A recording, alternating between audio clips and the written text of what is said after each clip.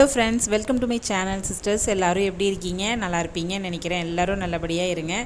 என்னடா ஆரம்பத்துலேயே மங்களகரமாக வாழைத்தாரோட மீட் பண்ணுறேன்னு பார்க்குறீங்களா? இது நம்ம தோட்டத்தில் பின்னாடி ஒரு சின்ன இடம் இருக்குது. அதில் நம்ம வீட்டில் போட்ட தார். அது வாழைத்தார் இருந்துக்கிட்டே இருக்கும் நம்மக்கிட்ட. போன தடவை 3 தார் வந்து ஒரே நேரத்தில் போட்டிருந்துச்சு. ஒரு தார் போட்டிருந்தாவே நிறைய பேர் வேணாம் அப்படின்னு சொல்லுவாங்க. இந்த தடவை நாங்கள் கொஞ்சம் கொஞ்சமாக காய் தார்லேருந்தே பறித்து யூஸ் பண்ணிகிட்டு இருந்தோம். என்ன இது கோதுமை அப்படின்னு பார்க்குறீங்களா? இது வந்து ஒரு 4-5 மாதத்து கோதுமை. இது நல்லா கழுவிட்டு காய வச்சு அதுக்கப்புறமே சலிச்சு புடச்சி குட்டி குட்டி கல்லெல்லாம் இருக்கும் இல்லைங்களா, அதெல்லாம் எடுத்துட்டு நல்லா சுத்தப்படுத்தி வரைக்க போகிறோம். அவ்வளவுதான், சிம்பிளாக சொல்லிட்டேன். ஒரு சின்ன ஒரு டிப்ஸு, இது எல்லாருக்குமே கண்டிப்பாக தெரிஞ்சிருக்கும். இந்த மாதிரி நிறைய அளவு கோதுமை சேர்றப்ப நல்லா வெயில் அடிக்கிற நேரமாக பார்த்து நல்லா கழுவிட்டு ஒரு 10 தண்ணி போல் நல்லா கழுவிடுங்க. அந்த தண்ணி செடிக்கு போகிற மாதிரி பார்த்துக்கோங்க. ஏன்னா நிறைய தண்ணி செலவாகும். நல்ல மேலே இருக்கிற அந்த கொங்கு மாதிரி இருக்கிறதெல்லாம் அந்த தண்ணியோடையே அடிச்சுட்டு போயிடும். மண்ணெல்லாம் கீழே தங்கிடும். அதனால தான் இந்த சலிக்கிற ப்ராசஸ். ஒரு மரத்தில் வந்து புடச்சிங்க அப்படின்னா முன்னாடி இருக்கிற கொஞ்சம் கொஞ்சம் கொங்கு இருந்தாலுமே போயிடும். குட்டி குட்டியாக கருப்பாக வந்து அதில் ஏதோ ஒரு கேழ்வரகு மாதிரி ஒரு விதை வந்து உழுவும், நகன்னு இருக்கும். அதெல்லாம் சலிக்கிறப்ப கீழே போயிடும்.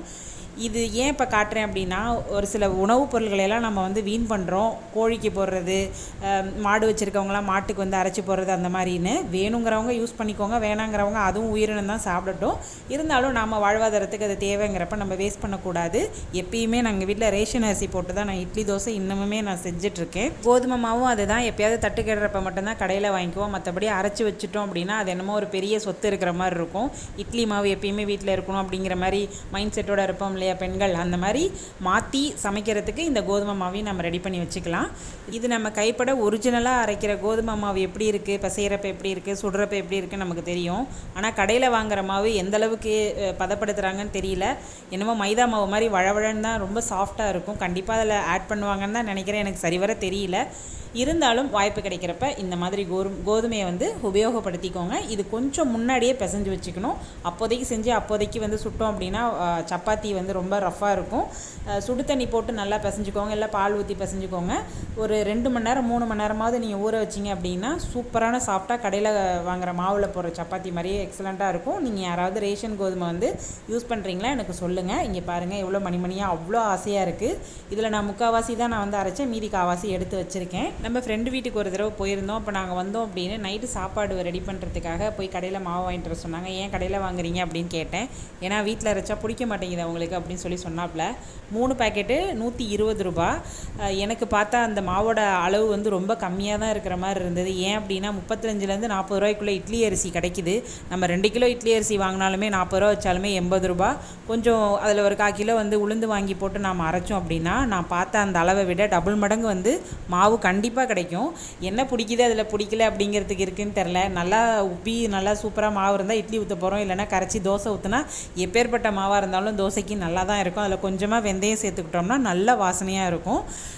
ஒன்றா தான் வந்து 100 எடுத்தோடனே 100 வந்து நமக்கு கிடைக்காது. எண்ணெயிலேயே ராணி இட்லி மாவு வரைச்சி நம்ம வந்து பெரிய பணக்காரர் ஆயிடலாமா அப்படின்னு சொல்கிறீங்களா?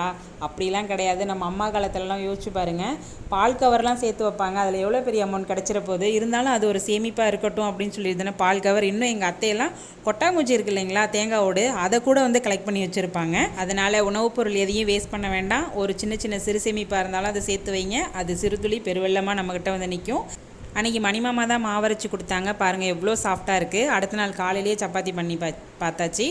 எப்படி குழம்பு மிளகாய்த்தூள் அரைச்ச உடனே ஒரு குழம்பு வச்சு பார்ப்பேன், இல்லைனா வந்து தக்காளி கூட்டு மேக்ஸிமம் பண்ணி பார்ப்பேன். ஏன்னா அந்த குழம்பு மிளகாய்த்தூள் எப்படி இருக்குன்னு எனக்கு தக்காளி கூட்டு வச்சு தான் டெஸ்ட் பண்ணுவேன். அது மாதிரி அடுத்த நாளே சப்பாத்தி செஞ்சாச்சு. செம சூப்பராக இருந்தது. அதுக்கு எல்லா காயும் போட்டு நல்ல ஒரு குருமா. இது ரொம்ப நாள் முன்னாடி எடுத்த ஒரு வீடியோ. ஒரு மீன் குழம்பு வந்து ஷூட் பண்ணி வச்சுருந்தேன். இப்போ அது எதுக்கு காட்டுறேன் அப்படின்னா, நம்ம வீட்டில் நிறைய நான்வெஜ் செஞ்சு நான் வீடியோ போட்டிருக்கேன். நான்வெஜ் தான் நம்ம வீட்டில் அதிகம்னு சொல்லிட்டு நான் நிறைய வீடியோவில் சொல்லியிருக்கேன்.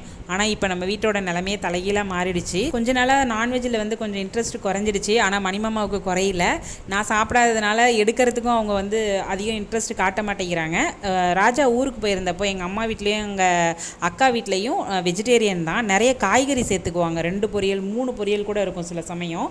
அப்போ பார்த்தீங்கன்னா அவன் ஏதோ ஒரு மாற்றத்தை வந்து உடம்புல வந்து உணர்ந்திருக்கான். அதுக்கு வந்து வீட்டில் வந்து எப்படி சொல்லணும், அம்மா பெரியம்மா வீட்லேயும் அம்மாச்சி வீட்லேயும் நிறைய காய்கறி செஞ்சாங்க. எனக்கு ரொம்ப ஹெல்த்தியாக இருக்குது உடம்பு. நீங்களும் நான்வெஜ்ஜெல்லாம் விட்டுட்டு வெஜ்ஜில் வந்து இந்த மாதிரி நிறைய ரெசிபி செய்யுங்கன்னா நான் தலையால் வந்து தண்ணி குடிப்பேங்கிற மாதிரி செஞ்சு கொடுத்துருப்பேன்.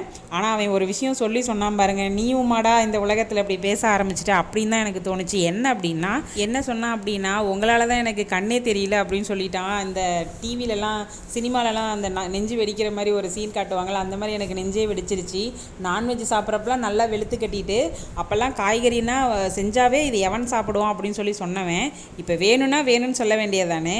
ஆனால் அம்மாச்சி பெரியம்மாவால் தான் எனக்கு கண்ணு நல்லா தெரியுது, உடம்பு நல்லா இருக்குது அப்படின்னு சொல்லிட்டான். அப்படியா, வாடா இங்கே அப்படின்னு சொல்லிட்டு டெய்லி இப்போ 2 பொரியல் நிறைய காய்கறி சேர்க்குறேன். ரொம்ப சந்தோஷமாக இருக்குது. ஆனால் நம்மளை குறை சொல்லிட்டு ஒரு விஷயத்தை அடையணும் அப்படிங்கிறது இந்த உலகத்தில் எழுதப்படாத விதின்னு நான் நினைக்கிறேன். சரி, ஓகே, எப்படியோ அவன் நல்லா இருந்தால் சரி அப்படின்னு சொல்லிட்டு இப்போ மேக்ஸிமம் வெஜிடேரியன் தான் ஓடிட்டு இருக்கு. அதுலேயும் பின்னாடி வீட்டில் அரியம்மா இருக்காங்கல்ல, என்னோடய ஃப்ரெண்டு சித்ரான்னு சொல்லியிருக்கேன் இல்லைங்களா, கோயில் ஃப்ரெண்டு. அவங்க சொன்னாங்க காய்கறிகளை வந்து 2-3 செக்ஷனாக பிரிச்சுக்கிட்டு அவங்க ஒரு வாரம் மாற்றி பண்ணுவாங்களாம். நீங்களும் வேணால் ட்ரை பண்ணுங்கள். நான் இப்போ அதை தான் செஞ்சிட்ருக்கேன். ஒரு வாரம் கேரட், பீன்ஸ், அந்த இங்கிலீஷ் காய்கறிகள்னு சொல்லுவாங்க இல்லையா, அந்த மாதிரி வாங்கிட்டு அடுத்த வாரம் வந்து சொரக்காய், பரங்கிக்காய், பீர்க்கங்காய், அந்த மாதிரி நாட்டு காய்கறிகள். அடுத்த வாரம் கிழங்கு வகைகள், கருணக்கிழங்கு, சேப்பக்கிழங்கு, வாழைப்பூ, அந்த மாதிரி இந்த எல்லா சமையல்லையுமே கீரை வகைகள் கண்டிப்பாக ஒன்று சேர்த்துக்கோங்க. இது நான் சொல்கிறேன். நிறைய காய்கறி சேர்க்கணுன்னு விருப்பம் இருக்கவங்க வாரத்துக்கு ஒரு தடவை பெரிய மார்க்கெட்டுகள்லாம் இருக்கும்ல, இப்போ திருச்சியில் வந்து காந்தி மார்க்கெட், வார சந்தை, அந்த மாதிரி நாட்களை வந்து போய் தவற விடாமல் போய் அதை உபயோகப்படுத்திக்கோங்க. கொஞ்சம் காசு நமக்கு வந்து மிச்சமாகும். ஐயோ, என்ன இளையராணி இப்படி போட்டு சாவடிக்கிற இன்றைக்கி அப்படிங்கிறீங்களா?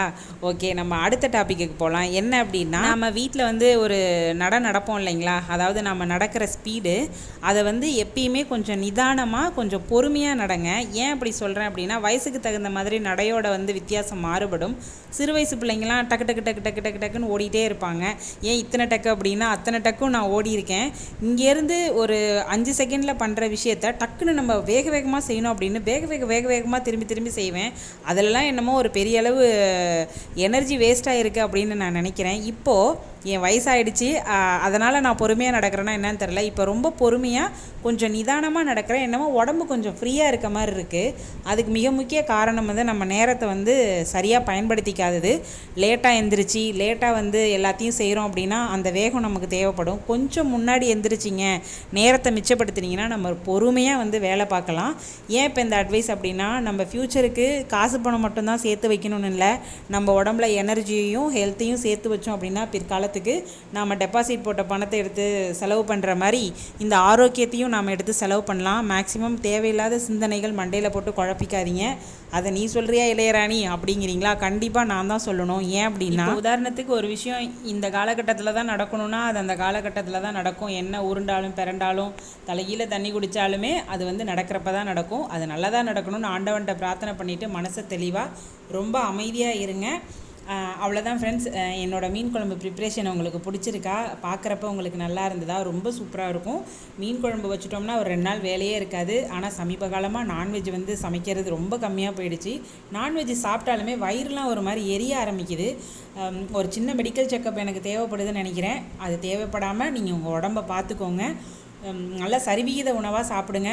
நாம் பார்த்துக்கலன்னா வேறு யாரும் பார்த்துக்க மாட்டாங்க. அவ்வளோதான் ஃப்ரெண்ட்ஸ். இந்த வீடியோ பிடிச்சிருந்தா ஒரு லைக் பண்ணுங்கள். தேங்க்யூ.